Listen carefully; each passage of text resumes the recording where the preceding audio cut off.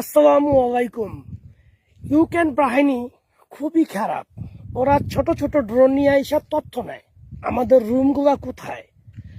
আর বড় ড্রোনগুলোর মধ্যে ওরা মিডিয়াম সাইজের ড্রোনের মধ্যে ওরা বম নিয়ে আসে, আর এই বমগুলোর একটা জালির মধ্যে রাখে, আস্তে করে কি আইসা ঠিক আমাদের রুমের মাঝখানে না ছেড়ে দেয়। আর এই হচ্ছে সেই ড্রোন।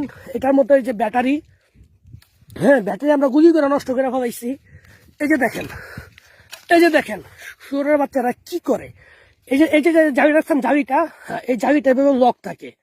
লক থাকার পর এখানে আরেকটা থাকে, মেশিন থাকে, ওটা ক্লিক করলে অটোমেটিকলি টাচ করে পড়ে যায়।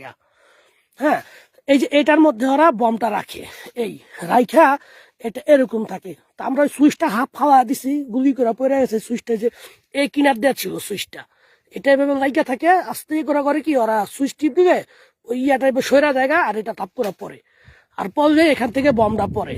এটাই ওদের সবচেয়ে বড় এগুলোর মধ্যে ওরা বড় বড় বম রাখে।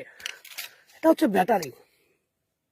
দেখছেন এই যে সুইচটা, যে দেখেন, এই যে দেখছেন সুইচটা, এই দেখেন কুত্তার বাচ্চারা এত বড় এটা জম খেয়ে গেছে অবশ্যই।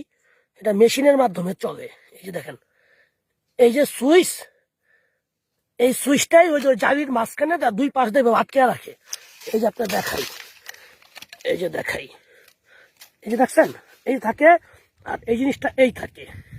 এটা বেকা হয়ে গেছে লক থেকে। এটা অটোমেটিক যখন এটা অটোমেটিক যখন এইভাবে সরা পড়ে, তখন এই জিনিসটা অটোমেটিক খুলে পড়ে যায়।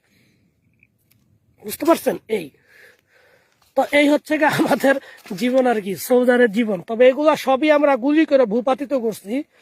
তো আমি নিজেই একজন স্নাইপার, আমার দ্বারা এগুলো সব হয়েছে।